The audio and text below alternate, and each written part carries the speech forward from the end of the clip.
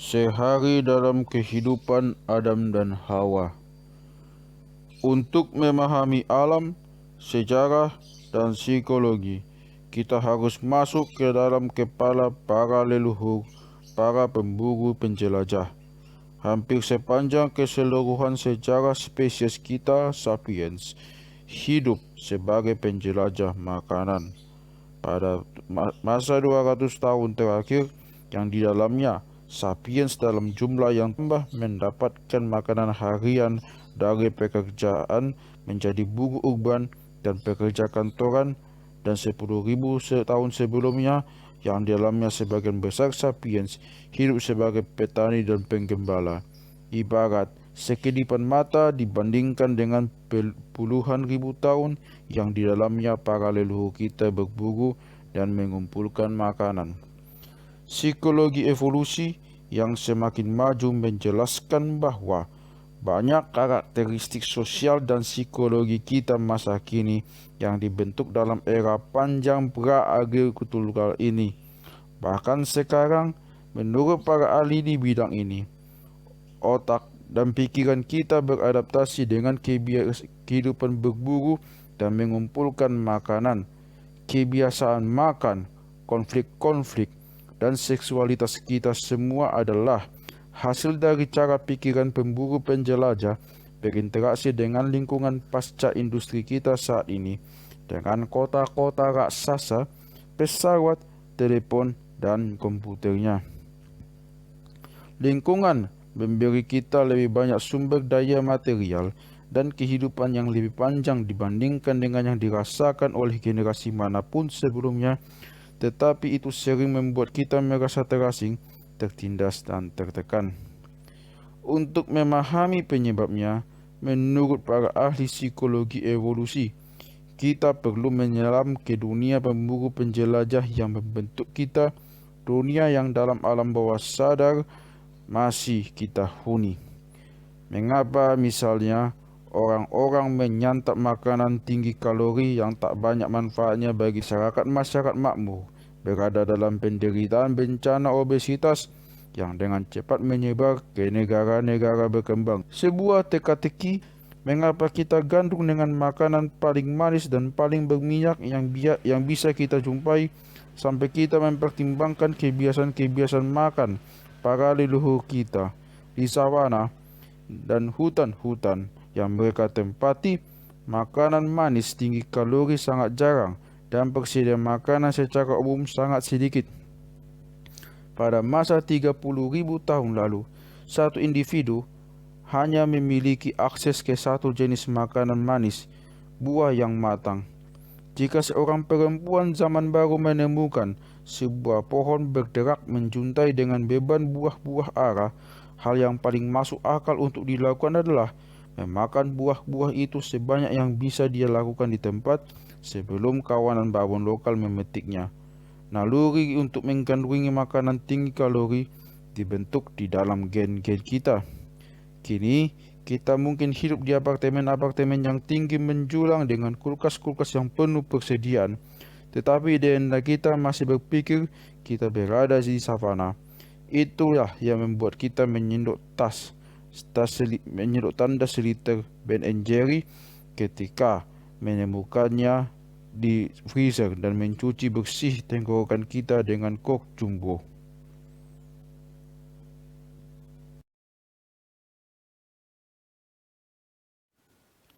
Teori gen penyantap ini diterima secara luas. Teori-teori lain jauh lebih kontroversial. Misalnya, kalangan psikologis evolusi berpendapat bahwa kawanan-kawanan pencari makan kuno tidak tersusun atas keluarga-keluarga nuklir berintikan pasangan-pasangan monogami. Namun, para pencari makan hidup dalam kelompok-kelompok komun tanpa properti pribadi, hubungan monogamis, bahkan peran keayahan. Dalam kawanan seperti itu, seorang perempuan bisa melakukan hubungan seks dan membentuk ikatan-ikatan intim dengan beberapa laki-laki dan perempuan secara simultan. dan semua orang dewasa dalam kawanan bekerja sama dalam hal merawat anak-anak. Karena itu, tidak ada laki-laki yang tahu pasti anak mana yang merupakan anaknya. Para laki-laki menunjukkan kepedulian yang sama terhadap semua anak. Struktur sosial semacam itu bukanlah utopia akuarian.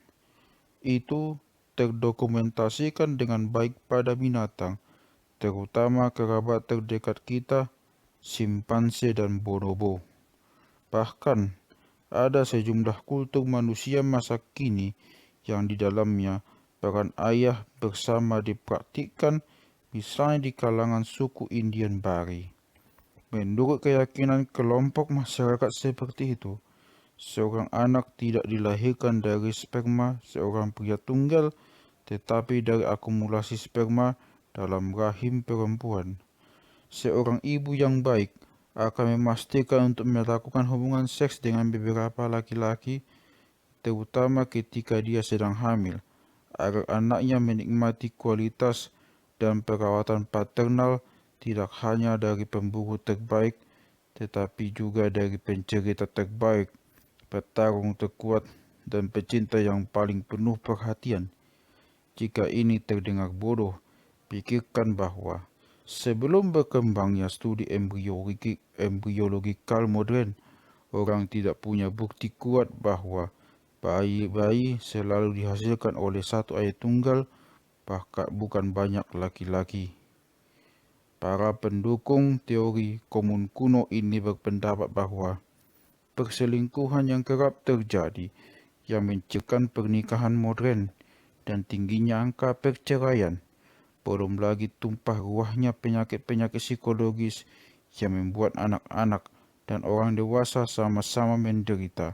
Semuanya merupakan akibat dari pemaksaan manusia untuk hidup dalam keluarga-keluarga nuklir dan hubungan monogami yang tidak cocok dengan perangkat lunak biologis kita.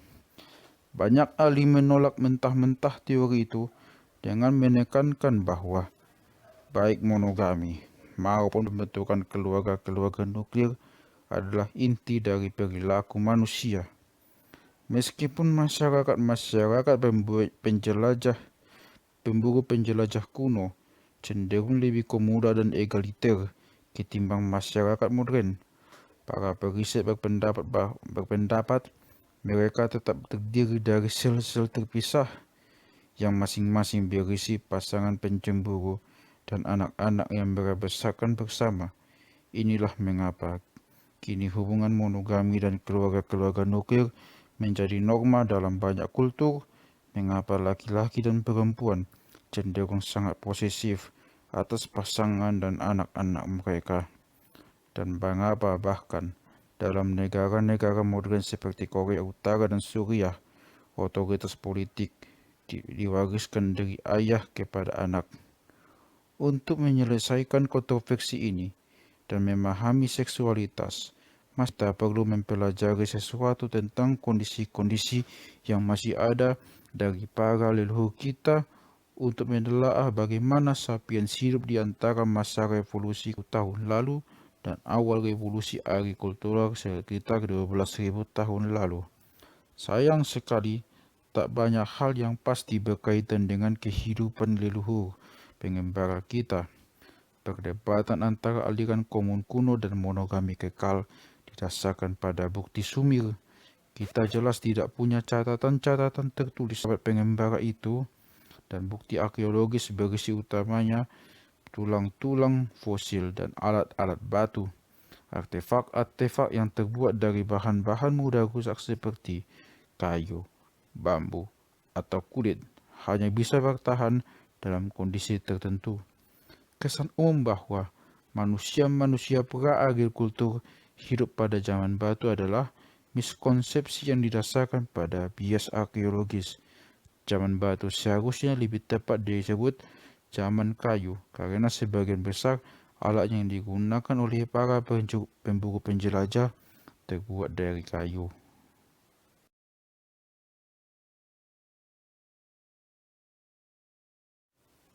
Setiap rekonstruksi atas kehidupan pemburu penjelajah kuno dari artefak-artefak yang selamat benar-benar problematik. Salah satu perbedaan yang paling mencolok antara pengembara kuno dan keturunan agrikultural dan industrial mereka adalah bahwa para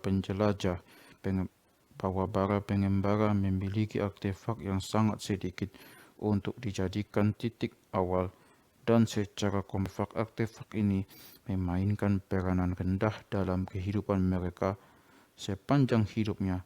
Seorang anggota masyarakat modern yang makmur akan memiliki beberapa juta artefak, mulai dari mobil dan rumah sampai ke kain lap sekali pakai dan kotak-kotak susu.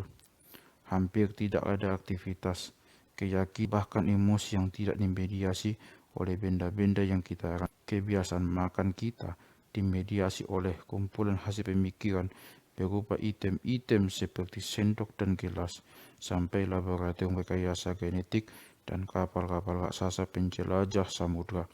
Dalam bermain, kita menggunakan bertumpuk-tumpuk mainan, mulai dari kartu-kartu plastik sampai ke stadion berkapasitas 100.000 kursi. Hubungan romantis dan seksual kita ditemani tempat tidur, pakaian bagus, pakaian dalam seksi, kondom, restoran modern, hotel murah, ruang tunggu bandara, gedung-gedung upacara pernikahan, dan perusahaan catering. Agama membawa keserakaran ke dalam hidup kita dengan gereja-gereja gotik, masjid muslim, ashram Hindu, lembaran-lembaran Taurat, roda 2 Tibet, jubah pastor, lilin, dupa, pohon Natal, bola matza, batu nisan, dan patung-patung. Kita tidak menyadari betapa banyaknya barang-barang kita sampai harus pindah ke sebuah rumah baru. Para pengembara pindah rumah setiap bulan, setiap pekan, dan kadang-kadang bahkan setiap hari, mengusung apapun yang mereka punya di punggung. Tidak ada perusahaan jasa pemindahan, kereta, atau bahkan binatang-binatang pengangkut untuk berbagi beban. Akibatnya, mereka harus melakukannya hanya dengan benda-benda miliknya yang paling pokok. Maka masuk akal untuk berasumsi bahwa banyak bagian dari kehidupan religius dan emosional mereka yang dilakukan tanpa bantuan artefak. Seorang arkeolog yang bekerja 100.000 tahun setelah masa kini mungkin akan bisa membuat gambaran tentang keyakinan dan praktik kaum muslim dan berlimpahnya benda-benda yang bisa ditemukan dari reruntuhan. Namun, secara garis besar kita kehilangan jejak untuk memahami keyakinan dan ritual para pemburu penjelajah kuno. Kurang lebih, dilema yang sama akan dihadapi oleh para sejarawan masa depan jika mereka harus menggambarkan dunia sosial remaja Amerika abad ke-21 dengan semata-mata berdasarkan pada surat siput, surat yang dikirim lewat pos karena tidak ada catatan yang tersedia tentang percakapan, telepon, surel, blog, dan pesan-pesan teks. Pengandalan pada artefak dengan demikian akan membiaskan penjelasan tentang kehidupan pemburu penjelajah kuno. Satu cara untuk memperbaiki ini adalah dengan melihat masyarakat penjelajah modern. Ini bisa dipelajari secara langsung dengan observasi antropologis. Namun, ada alasan bagus untuk sangat berhati-hati dalam membayangkan kemungkinan dari masyarakat penjelajah modern untuk masyarakat kuno. Pertama, semua masyarakat penjelajah yang bertahan sampai ke era modern dipengaruhi oleh masyarakat agrikultur dan industrial yang bertetangga. Akibatnya, ada risiko bila berasumsi bahwa apa yang benar tentang mereka juga benar tentang puluhan ribu tahun lalu. Kedua, masyarakat penjelajah modern bertahan, terutama di area-area dengan kondisi iklim sulit dan lahan yang tak bisa dihuni dan kurang cocok untuk agrikultur. Masyarakat yang telah beradaptasi dengan kondisi-kondisi ekstrim di tempat-tempat seperti Gurun Kalahari di Afrika bagian selatan bisa memberi model yang sangat menyesatkan untuk memahami masyarakat kuno di area-area subur seperti lembah Yangtze. Secara khusus, kepadatan populasi di area seperti Gurun Kalahari jauh lebih rendah dari sekitar Yangtze kuno dan ini memiliki implikasi yang jauh lebih luas untuk pertanyaan-pertanyaan kunci tentang ukuran dan struktur kawanan manusia dan hubungan di antara mereka.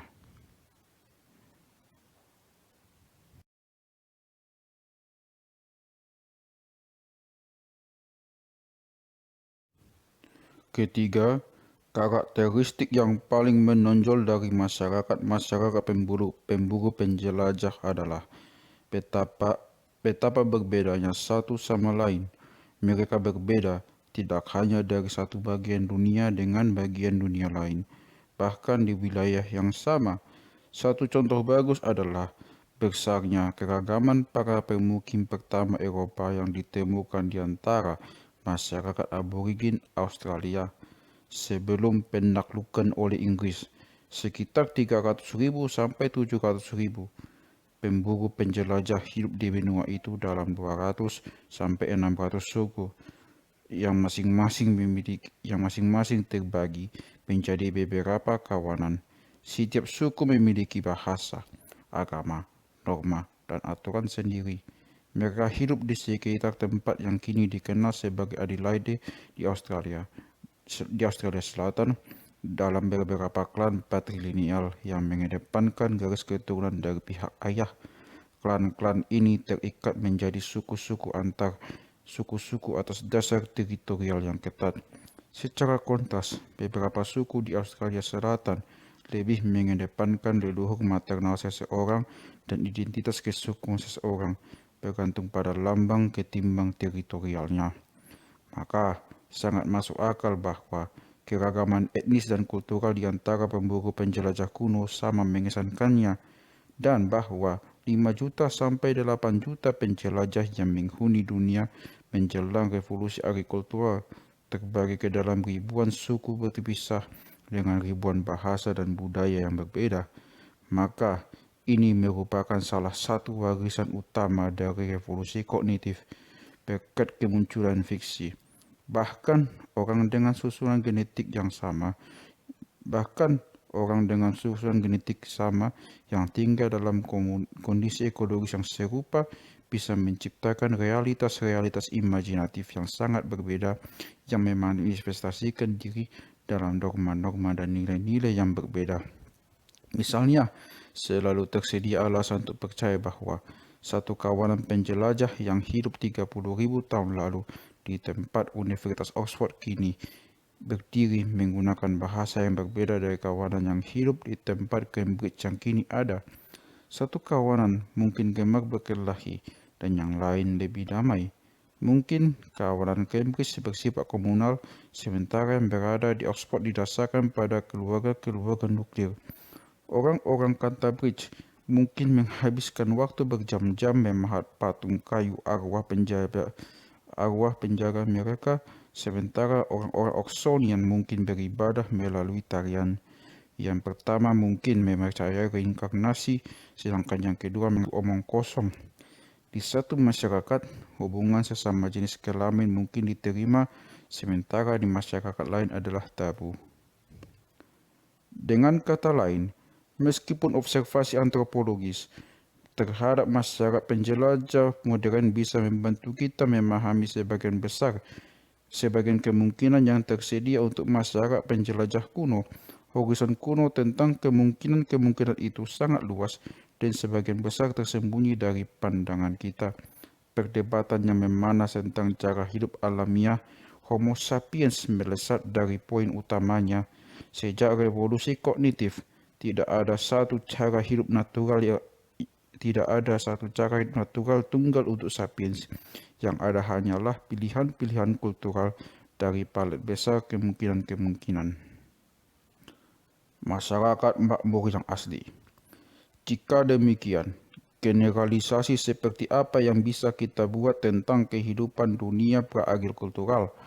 Tampaknya aman untuk mengatakan bahwa mayoritas orang hidup dalam kawanan-kawanan kecil berjumlah beberapa puluh orang atau paling banyak beberapa ratus individu, dan bahwa semua individu adalah manusia. Penting untuk mencatat poin terakhir ini karena ini masih jauh dari jelas. Sebagian besar anggota masyarakat agrikultur dan industri adalah binatang-binatang yang sudah terdomestikasi. Mereka tidak sama dengan tuan-tuan mereka. Tentu saja, tetapi semua sama-sama menjadi anggotanya.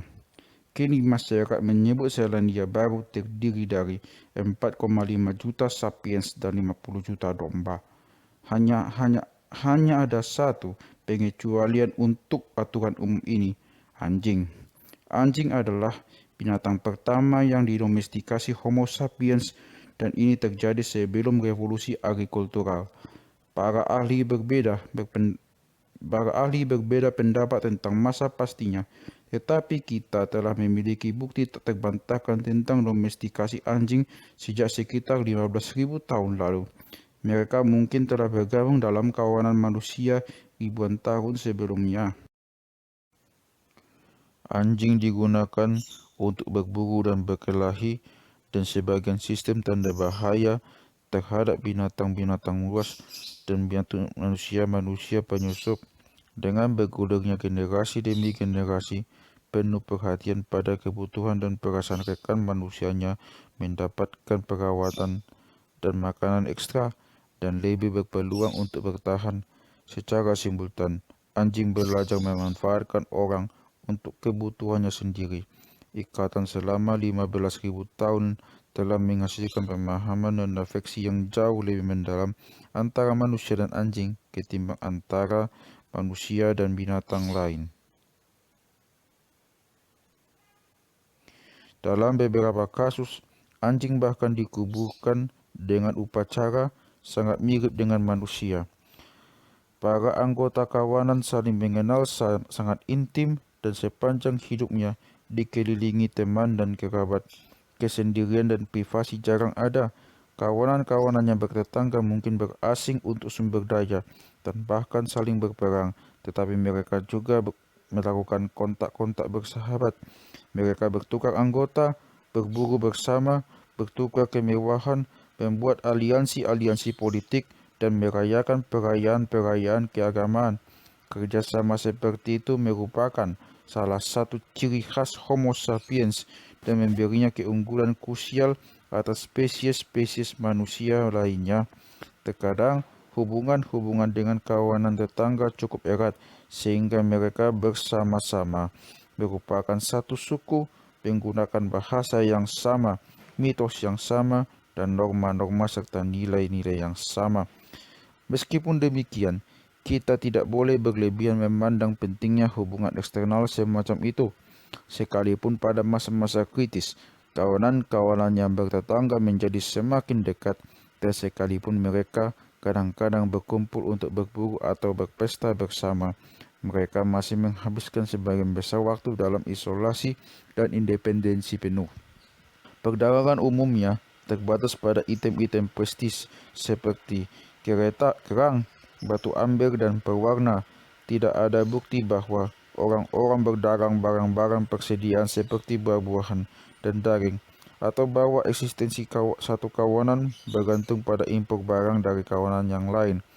Relasi-relasi sosial juga cenderung sporadis. Suku tidak berfungsi sebagai kerangka politik permanen, dan sekalipun suku memiliki tempat-tempat pertemuan berkala, tidak ada kota atau institusi permanen. Rata-rata, orang hidup selama berbulan-bulan tanpa melihat atau mendengar manusia dari luar atau kawanannya sendiri, dan sepanjang hidupnya, dia hanya bertemu dengan beberapa ratus manusia. Populasi sapiens tersebar di teritori yang sangat luas. Sebelum revolusi agrikultural, populasi manusia di segenap penjuru planet lebih kecil dari Kairo hari ini. Sebagian besar kawanan sapiens hidup di jalan, berkelana dari satu tempat ke tempat lain untuk mencari makanan. Gerakan mereka dipengaruhi oleh pergantian musim, migrasi tahunan binatang, dan siklus hidup tumbuh-tumbuhan. Mereka biasanya berpergian bolak-balik di satu teritori yang sama, sebuah area antara beberapa puluh sampai ratusan kilometer persegi. Terkadang, kawanan-kawanan berkelana keluar wilayah kekuasaan mereka dan mengeksplorasi tanah-tanah baru, entah karena bencana alam atau konflik kekerasan. tekanan demografis atau inisiatif pimpinan karismatis. Pengembaraan ini merupakan mesin dari ekspansi manusia di seluruh dunia. Jika satu kawanan penjelajah terpecah sekali setiap 40 tahun dan kelompok pecahan bermigrasi ke teritori baru sepanjang 100 km ke timur, jauh dari Afrika Timur ke Cina, atau bisa ditempuh selama sekitar 10.000 tahun. Dalam kasus-kasus pengecualian, ketika sumber makanan sangat melimpah, kawanan-kawanan menetap dalam kem-kem sementara bahkan permanen. Teknik pengiringan, pengasapan, dan pembekuan makanan juga memungkinkan periode yang lebih lama. Yang paling penting, di sepanjang laut dan sungai yang kaya makanan laut dan gas air, manusia membuat perkampungan nelayan, pemukiman permanen pertama dalam sejarah, jauh sebelum revolusi agrikultural. Perkampungan nelayan mungkin sudah muncul di pesisir-pesisir Indonesia sejak 45.000 tahun lalu. Perkampungan ini bisa jadi merupakan pangkalan bagi Homo sapiens untuk melancarkan parade lintas samudra pertamanya, invasi terhadap Australia. Pada sebagian besar habitat, kawanan-kawanan sapiens menghidupi diri dalam cara yang elastis dan oportunistis. Mereka mencari rayap, memetik beri, menggali akar, mengejar kelinci, dan berburu bison dan mamut. Dari citra populernya sebagai manusia pemburu, pengumpulan makanan merupakan aktivitas utama Homo sapiens, dan itu memberi mereka sebagian besar kalori di samping bahan-bahan baku seperti batu, kayu, dan bambu.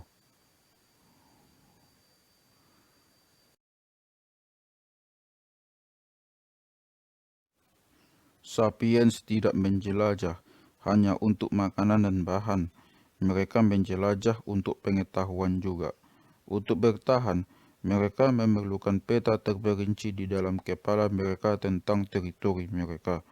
Untuk memaksimalkan efisiensi pencarian makanan harian, mereka membutuhkan informasi tentang pola-pola pertumbuhan setiap tumbuhan dan perilaku tiap-tiap binatang. Mereka perlu tahu makanan mana yang menyehatkan, mana yang membuat sakit, dan bagaimana menggunakan yang lain untuk pengobatan. Mereka perlu tahu perkembangan musim dan tanda-tanda peringatan apa yang mendahului hujan badai atau musim kering.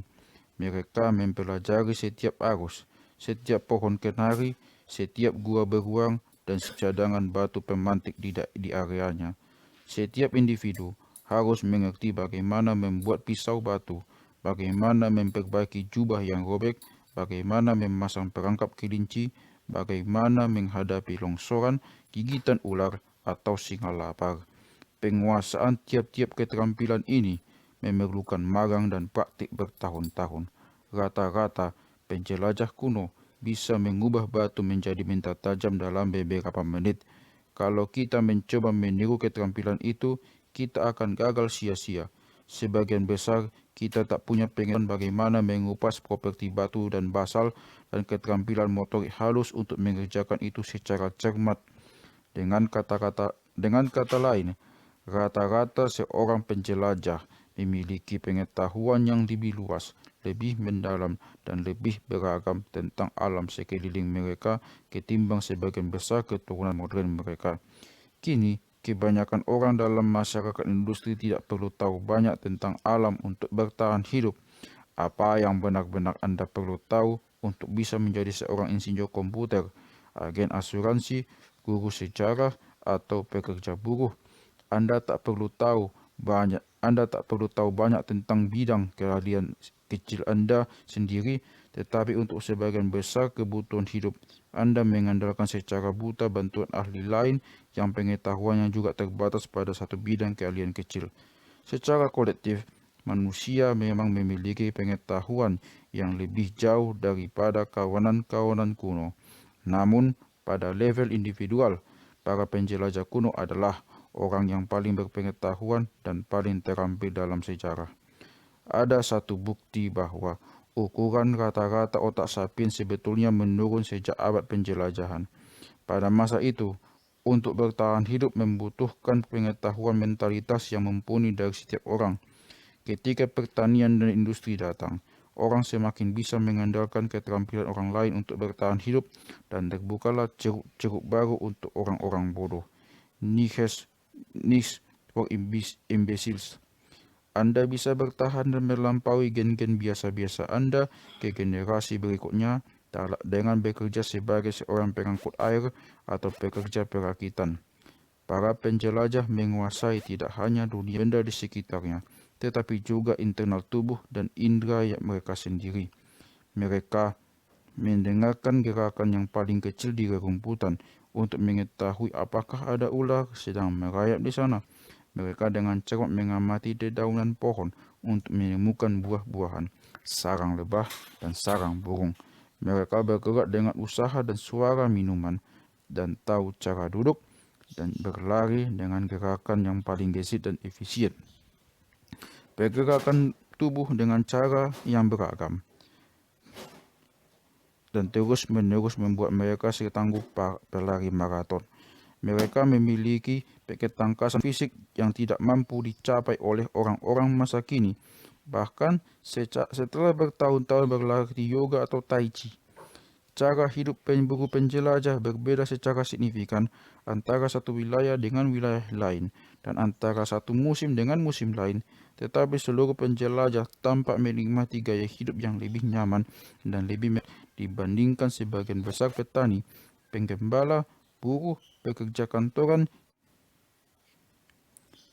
Sementara dalam masyarakat makmur masa kini, bekerja rata-rata 40-65 jam per pekan, dan orang di dunia bekerja dan orang di dunia berkembang bekerja 60 bahkan.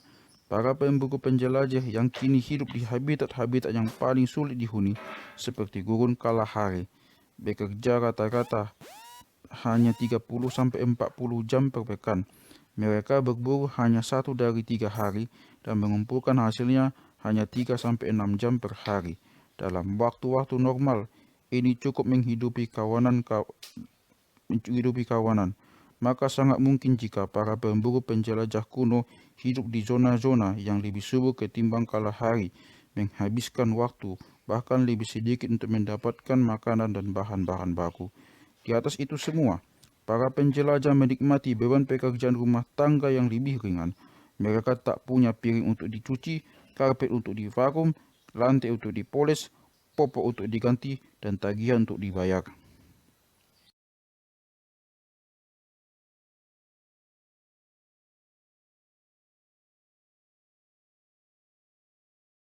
Ekonomi penjelajah menyediakan kehidupan yang lebih menarik bagi sebagian besar orang dibandingkan ekonomi pertanian atau industri. Kini, seorang pekerja pabrik Cina meninggalkan rumah sekitar pukul 7 pagi, menempuh jalan-jalan berpolusi ke pabrik garmen, dan di sana mengoperasikan mesin yang sama dan dengan cara yang sama sepanjang hari selama 10 jam yang panjang dan mematikan pikiran. Pulang ke rumah sekitar pukul 7 malam untuk mencuci piring dan menyetrika pakaian. 30.000 tahun lalu, seorang penjelajah Cina mungkin meninggalkan camp bersama beberapa rekannya, katakanlah pukul 8 pagi. Mereka menjelajahi hutan-hutan dan padang rumput terdekat, mengumpulkan jamur, menggali akar-akar yang bisa dimakan, menangkap katak, dan sesekali berlari menghindari macan. Ketika siang datang, mereka sudah kembali di camp untuk makan siang. Mereka punya banyak waktu untuk bergosip, bercerita, bermain dengan anak-anak, dan kongko-kongko. Tentu saja terkadang macan menangkap mereka atau ular menggigit mereka, tetapi di sisi lain mereka tidak berurusan dengan kecelakaan mobil dan polusi industri. Di sebagian besar tempat dan di sebagian besar masa, penjelajahan memberi nutrisi ideal.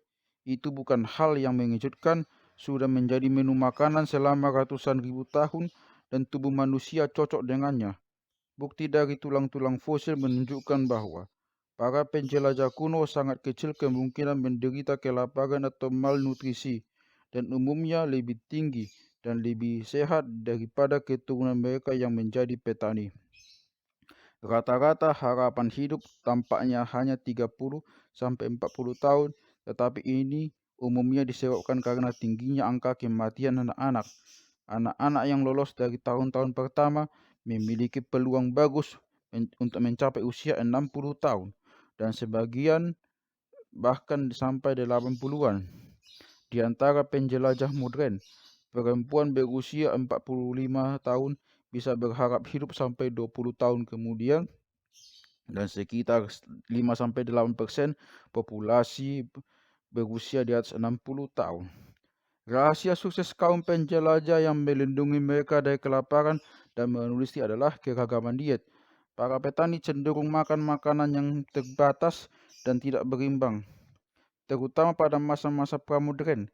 Sebagian besar asupan kalori untuk populasi agrikultur berasal dari satu panen tunggal seperti gandum, kentang, atau beras yang tak memiliki sejumlah vitamin, mineral, dan bahan-bahan nutrisi lain yang dibutuhkan manusia.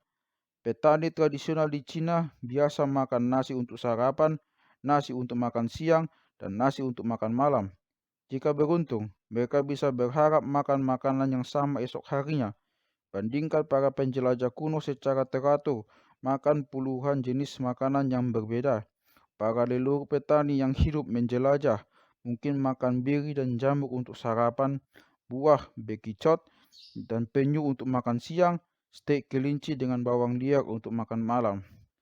Esoknya, menu bisa benar-benar berbeda. Keragaman ini menjamin bahwa para penjelajah kuno menerima semua nutrisi yang dibutuhkan. Lebih dari itu, dengan tidak bergantung pada satu jenis makanan tunggal, mereka lebih tahan menghadapi kesulitan ketika satu sumber makanan tertentu gagal. Masyarakat agrikultur dilanda kelaparan ketika musim kering, terjadi kebakaran, atau gempa bumi memporak-porandakan panen padi atau kentang tahunan mereka. Masyarakat penjelajah memang tidak kebal pada bencana alam, penderitaan dan periode-periode paceklik dan kelaparan, tetapi mereka biasanya mampu mengatasi bencana itu dengan lebih mudah. Jika mereka kehilangan satu tumpukan persediaan makanan, mereka bisa mengumpulkan atau berburu spesies lain atau pindah ke area yang kurang terdampak bencana. Para penjelajah kuno juga bisa lebih sedikit menderita dari penyakit menular. Sebagian besar penyakit menular yang melanda masyarakat agrikultur dan industri, seperti cacar, campak, dan TBC, berasal dari binatang-binatang yang didomestikasi dan ditularkan ke manusia baru setelah revolusi agrikultur. Para penjelajah kuno yang mendomestikasi hanya anjing bebas dari momok itu. Lebih dari itu, sebagian besar orang dalam masyarakat agrikultur dan industri hidup dalam pemukiman permanen yang padat dan tidak higienis, sarang ideal bagi penyakit. Para penjelajah menjelajahi tanah dalam kawanan-kawanan kecil yang tidak bisa melanggengkan epidemi. Diet yang menyeluruh dan beragam, pekan kerja yang relatif singkat, dan jarangnya penyakit menular membuat para ahli mendefinisikan masyarakat penjelajah pra-agrikultur sebagai masyarakat makmur yang asli. Namun keliru jika mengidealkan kehidupan masyarakat kuno ini. Meskipun mereka menikmati kehidupan yang lebih baik dan sebagian besar masyarakat agrikultur dan industri, dunia mereka masih keras dan tanpa ampun. Periode-periode paceklik dan kesulitan bukan hal yang tidak biasa.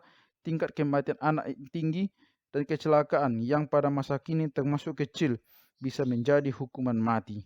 Kebanyakan orang mungkin menikmati keintiman dekat dalam kawanan penjelajah, tetapi orang-orang bernasib buruk yang menyulut permusuhan atau ejekan terhadap sesama anggota kawanan mungkin akan sangat menderita.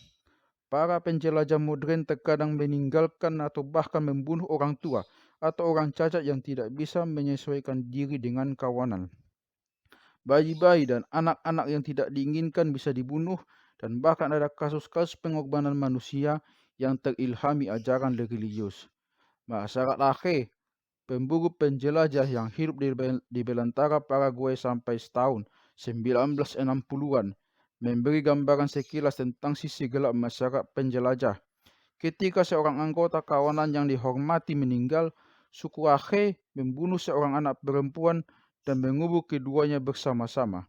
Para antropolog yang mewawancarai Akhe merekam sebuah kasus di mana satu kawanan meninggalkan seorang pria setengah baya yang sakit dan tak bisa mengikuti gerak kawanan. Dia ditinggalkan di bawah pohon. Beberapa burung bangkai bertengger di atasnya, menanti makanan yang sudah pasrah. Namun orang itu sembuh, dan dengan berjalan cepat, dia berhasil bergabung kembali dengan kawanan. Tubuhnya penuh dengan kotoran burung, sehingga dia dijuluki tai burung bangkai.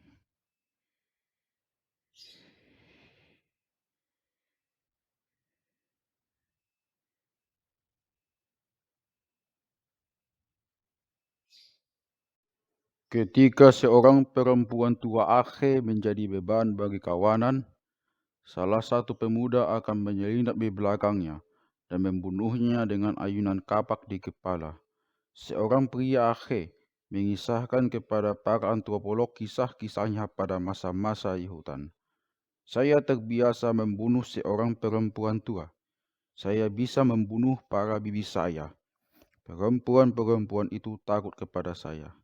Kini, di sini, bersama orang-orang kulit putih, saya menjadi lemah.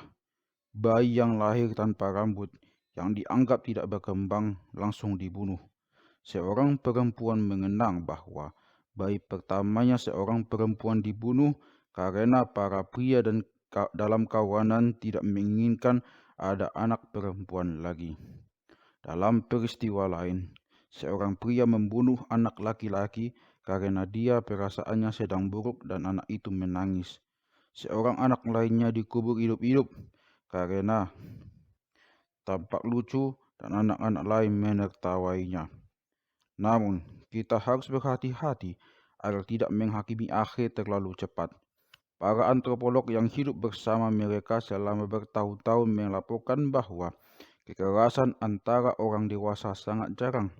Baik perempuan maupun laki-laki bebas berganti pasangan sesukanya. Mereka tersenyum dan tertawa terus. Tak ada hierarki hubungan dan umumnya menghindari orang-orang dominan. Mereka luar biasa dermawan dengan harta miliknya yang sedikit dan tidak terobsesi dengan sukses atau kekayaan. Hal-hal yang paling mereka hargai dalam kehidupan adalah interaksi sosial yang bagus dan pertemanan yang sangat berkualitas. Mereka memandang pembunuhan anak, orang sakit, dan orang tua sama seperti banyak orang pada masa kini memandang aborsi dan eutanasia. Harus dicatat pula bahwa orang Akhe diburu dan dibunuh tanpa ampun oleh para petani Paraguay.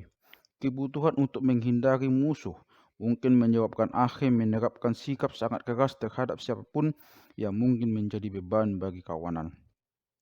Yang benar adalah bahwa masyarakat Akhe, sebagaimana setiap masyarakat manusia, sangat rumit. Kita harus berhati-hati untuk tidak mengutuk atau mengidealkannya berdasarkan perkenalan superficial. Akhe bukan malaikat dan juga bukan iblis. Mereka manusia. Jadi begitu pula para pemburu penjelajah kuno. Membicarakan hantu. Apa yang bisa kita katakan tentang kehidupan spiritual dan mental kaum pemburu penjelajah kuno? Dasar dari ekonomi penjelajah bisa direkonstruksi dengan cukup meyakinkan berdasarkan faktor-faktor yang bisa dihitung dan objektif.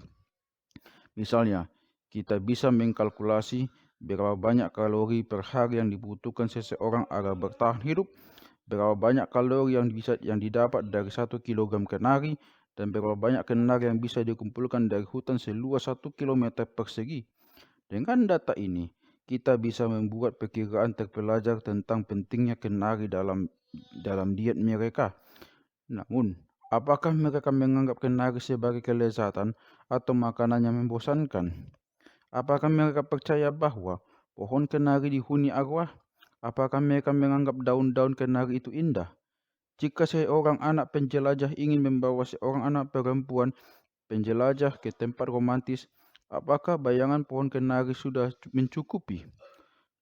Dunia pikiran, keyakinan, dan perasaan berdasarkan definisi jauh lebih rumit untuk digambarkan. Sebagian besar ahli sepakat bahwa keyakinan animistik lazim di antara para penjelajah kuno.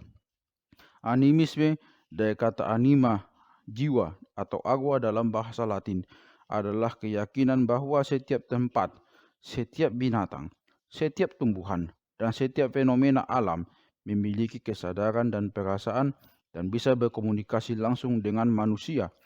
Jadi, kaum animis mungkin percaya bahwa batu besar di puncak bukit memiliki hasrat dan kebutuhan. Batu itu mungkin marah terhadap sesuatu yang dilakukan orang dan senang terhadap tindakan yang lain. Batu itu mungkin mendegur atau meminta dukungan. Manusia bisa berbicara dengan batu itu atau meredakan atau mengancam batu itu. Tidak hanya batu, tetapi juga pohon ek di dasar bukit adalah manusia berjiwa, dan begitu juga arus sungai yang mengalir di bawah bukit, mata air di hutan, semak-semak yang tumbuh di sekitarnya, jalan menuju ke sana, tikus tanah, rubah, dan gagak yang minum di sana. Dalam dunia animis, benda-benda dan makhluk hidup bukan satu-satunya makhluk berjiwa. Ada juga entitas-entitas non-materi, arwah orang-orang mati, serta makhluk bersahabat dan jahat, jenis yang pada masa kini kita sebut setan, peri, atau malaikat. Kaum animis percaya bahwa tidak ada penghalang antara manusia dan makhluk lain. Mereka semua bisa berkomunikasi langsung melalui ucapan, lagu, tarian, dan upacara. Seorang pemburu bisa berbicara kepada sekawanan rusa dan meminta salah satu dari mereka mengorbankan diri. Jika perburuan sukses, pemburu bisa meminta kepada binatang yang mati itu untuk memberinya maaf. Ketika seseorang jatuh sakit, seorang dukun bisa mengontak arwah yang menyebabkan sakit dan berusaha berdamai atau menakut-nakutinya. Jika diperlukan, dukun itu bisa meminta bantuan dari arwah-arwah lain. Yang mencirikan semua aksi komunikasi ini adalah entitas yang sedang diajak bicara adalah makhluk setempat. Mereka bukan Tuhan universal, melainkan rusa tertentu, pohon tertentu, arus tertentu, hantu tertentu. Sebagaimana tiadanya penghalang antara manusia dan makhluk lain, tidak ada pula hierarki yang ketat. Entitas-entitas non-manusia tidak semata-mata ada untuk mencukupi kebutuhan manusia. Mereka juga bukan dewa-dewa yang kuat yang menjalankan dunia semaunya. Dunia tidak berputar di sekitar orang-orang atau di sekitar kelompok manusia makhluk tertentu. Animisme bukan sebuah agama spesifik. Ia adalah nama generik untuk ribuan dari setiap agama, kultus, dan keyakinan yang berbeda-beda. Yang membuat mereka semua animis adalah pendekatan umum terhadap dunia dan tempat manusia di dalamnya. Mengatakan bahwa para penjelajah kuno mungkin animis seperti mengatakan bahwa para agrikulturis para modern sebagian besar bertuhan. Teisme dari kata theos Tuhan dalam bahasa Latin, dalam bahasa Yunani adalah pandangan bahwa tatanan universal didasarkan pada hubungan-hubungan hierarkis antara manusia dan sekelompok kecil entitas halus yang disebut dewa. Sudah pasti benar untuk mengatakan bahwa kaum agrikulturalis pramodern cenderung bertuhan, tetapi itu tidak mengajarkan kita bahwa tidak mengajarkan kita banyak hal tentang hal-hal khusus. Label generik teis mencakup rabi Yahudi dari abad ke-18 Polandia, para tukang sihir Puritan abad ke-17 Massachusetts, para pendeta Aztec dari abad ke-15 Meksiko, kaum mistis Sufi dari abad ke-12 Iran, para petarung Viking abad ke-10, anggota Legium Romawi abad ke-2, dan para bikokrat Cina abad ke-1. Masing-masing dari semua itu memandang keyakinan dan patik dari kelompok lain aneh dan klerik. Perbedaan-perbedaan di antara keyakinan dan praktik kelompok-kelompok penjelajah aneh mistik itu mungkin memang benar. Pengalaman religius mereka mungkin bergolak dan penuh kontroversi, pembaruan-pembaruan, revolusi-revolusi. Namun generalisasi hati-hati itu adalah titik yang bisa kita jangkau. Setiap upaya untuk menjelaskan secara spesifik spiritual kuno sangatlah spesifik, sangatlah spekulatif, karena hampir tidak ada bukti untuk ditelusuri dan bukti yang kita miliki sangat sedikit. Dan sejumlah artefak serta lukisan gua bisa diinterpretasikan dengan banyak sekali cara. Teori-teori para ahli yang mengklaim tahu apa yang dirasakan para penjelajah justru memperjelas prasangka para pengarangnya, alih-alih agama zaman batu.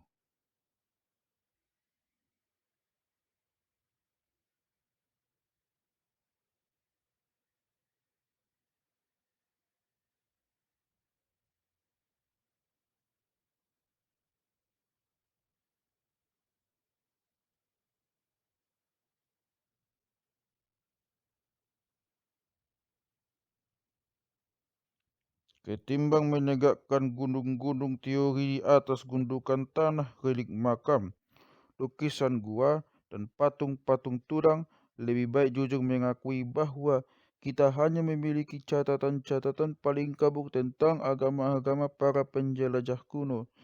Kita berasumsi bahwa mereka animis, tetapi itu sangat tidak informatif. Kita tidak tahu Allah mana yang mereka sembah, perayaan mana yang mereka rayakan, atau tabu apa yang mereka yakini.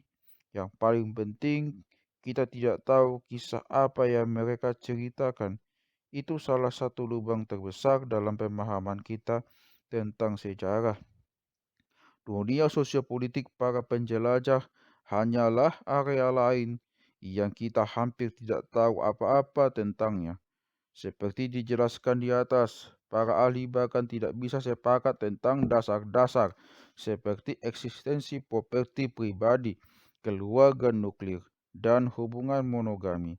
Sangat mungkin bahwa kawanan-kawanan yang berbeda memiliki struktur yang berbeda.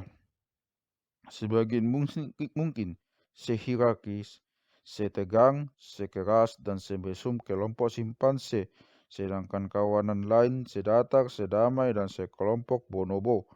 Di Sungai Rusia, para arkeolog menemukan pada 1955 sebuah tempat pemakaman berusia 30.000 tahun milik kultur pemburu mamut. Dalam satu kuburan, mereka menemukan tulang-tulang seorang pria berusia 50 tahun yang tertutup rangkaian manik-manik gading mamut yang berisi sekitar 3.000 manik-manik. Di kepala orang mati itu ada sebuah topi yang dihiasi gigi-gigi rubah, dan di pergelangan tangannya ada 25 gelang gading. Beberapa kuburan lain dari situs yang sama berisi barang-barang yang jauh lebih sedikit. Para ahli menyimpulkan bahwa para pemburu mamut sungir hidup dalam masyarakat hierarkis, dan orang yang mati itu mungkin pemimpin dari satu kawanan atau suku yang terdiri dari beberapa kawanan. Agaknya tidak mungkin bahwa beberapa puluh anggota satu kawanan bisa memproduksi sendiri begitu banyak benda kuburan.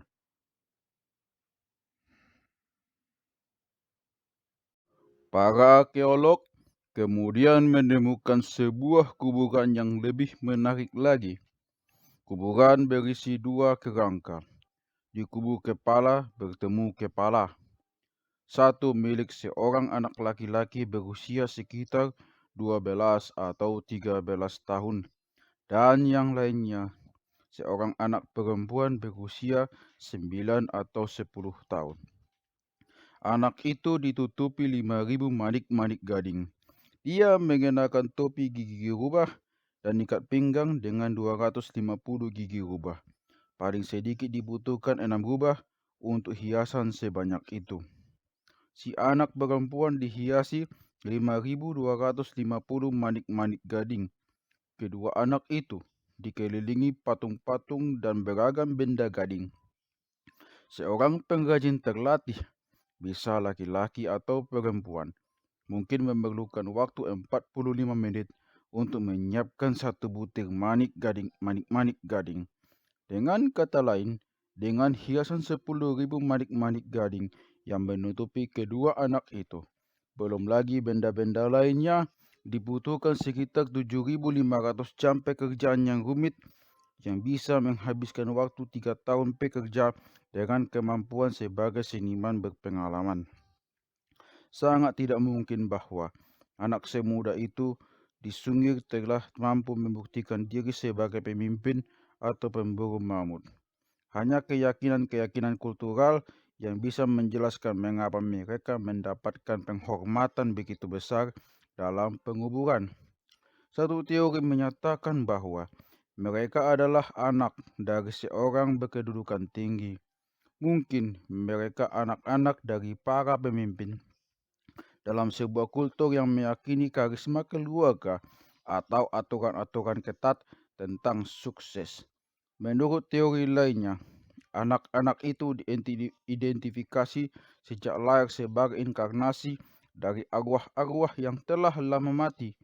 Teori ketiga menjelaskan bahwa penguburan anak-anak itu mencerminkan cara mereka mati ketimbang status kehidupan mereka. Mereka dikorbankan secara ritual, mungkin sebagai bagian dari ritual pengorbanan sang pemimpin, dan kemudian dimakamkan dengan kemegahan. Jawaban mana pun yang benar, anak-anak sungir menjadi potongan bukti terbaik bahwa 30.000 tahun lalu, Sapiens bisa menemukan sandi-sandi sosiopolitik yang jauh melampaui aturan DNA kita dan pola perilaku spesies manusia dan binatang lain. Damai atau perang? Akhirnya, ada pertanyaan pelik tentang peranan perang dalam masyarakat penjelajah. Para ahli membayangkan masyarakat-masyarakat pemburu penjelajah kuno sebagai surga nan damai dan mengemukakan bahwa perang dan kekerasan baru mulai pada revolusi agrikultural ketika orang-orang mulai mengakumulasi properti pribadi. Ahli-ahli lain mengemukakan bahwa dunia penjelajah kuno sangat kejam dan kasar. Kedua aliran pemikiran itu ibarat istana di udara yang terhubung dengan tanah oleh tali-tali tipis peninggalan-peninggalan arkeologis dan observasi-observasi antropologis tentang penjelajah masa kini. Bukti-bukti arkeologis memang mencengangkan, tetapi problematik. Para penjelajah masa kini hidup terutama di area-area terisolasi dan tak bisa dihuni seperti Arktik atau Kalahari, yang kebatasan populasinya sangat rendah dan peluang untuk memerangi orang lain terbatas. Lebih dari itu, dalam generasi-generasi mutakhir, para penjelajah itu semakin terdesak oleh otoritas negara-negara modern yang mencegah ledakan konflik berskala besar. Para ahli Eropa hanya punya dua peluang untuk mengobservasi populasi besar dan relatif padat penjelajah independen. Di belahan barat Laut Amerika Utara pada abad ke-19 dan di bagian utara Australia pada abad ke-19 dan awal abad ke-20. Budaya Amerindian dan Aborigin Australia sering mengalami konflik bersenjata. Namun masih bisa diperdebatkan apakah ini merepresentasikan kondisi tanpa batasan waktu atau merupakan dampak dari imperialisme Eropa. Temuan-temuan arkeologis masih jarang dan kabur. Petunjuk-petunjuk cerita seperti apa yang tersisa dari perang yang terjadi puluhan ribu tahun lalu. Tak ada benteng dan dinding pada masa itu. Tidak ada tembakan artileri atau bahkan pedang dan tameng.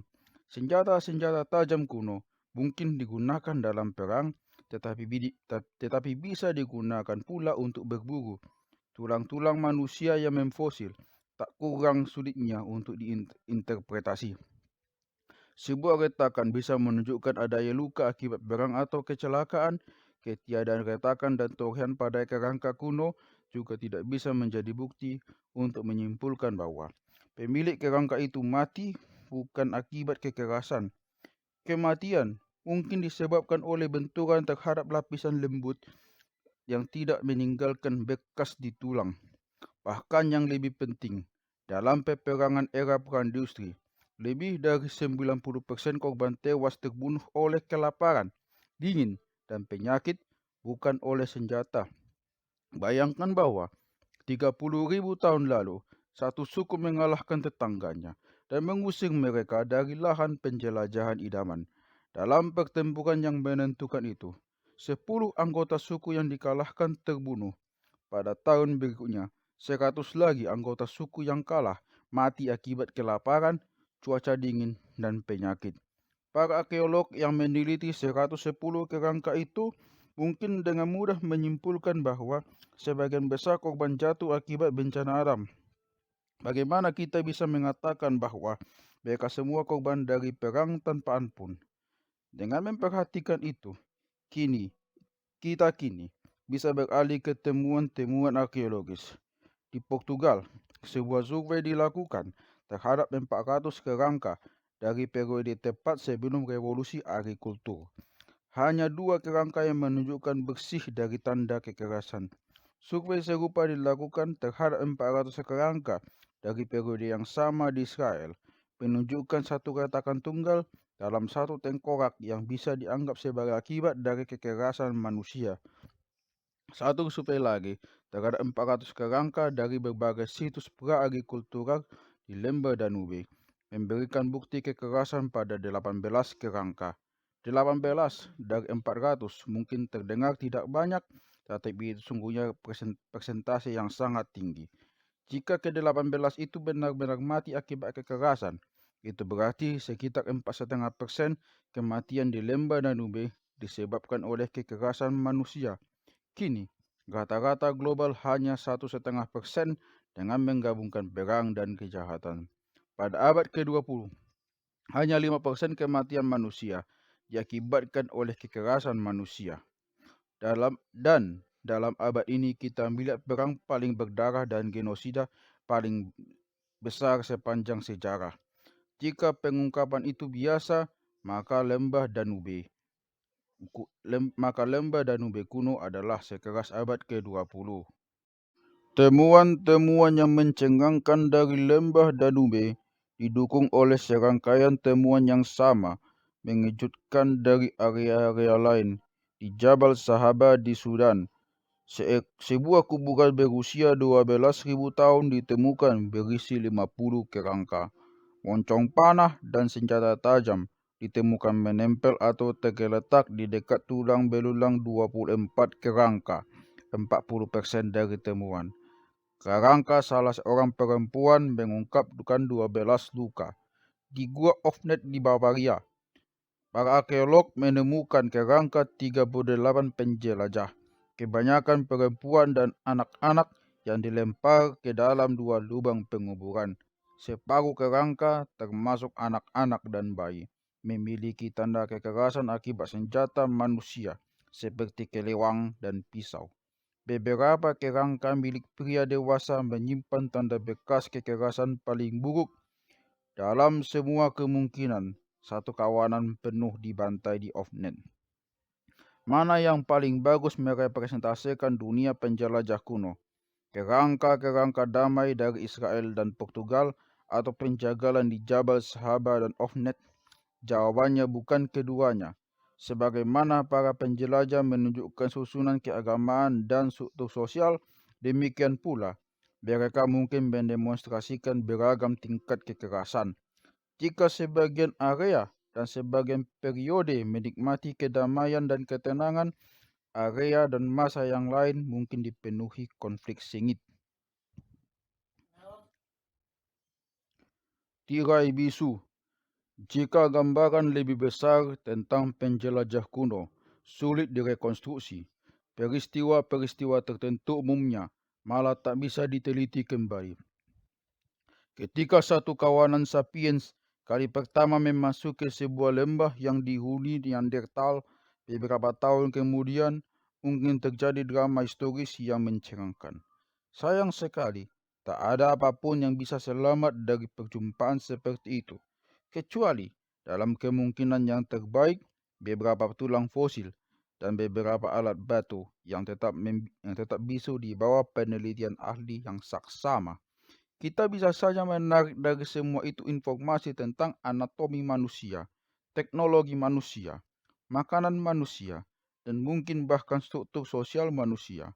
Namun semua itu tak menunjukkan apapun tentang aliansi politik yang dibuat antara kawanan-kawanan sapiens yang bertetangga, tentang arwah mati yang memberkati aliansi ini, atau tentang manik-manik gading yang diberikan kepada dukun lokal dalam rangka mendapatkan berkah dari arwah.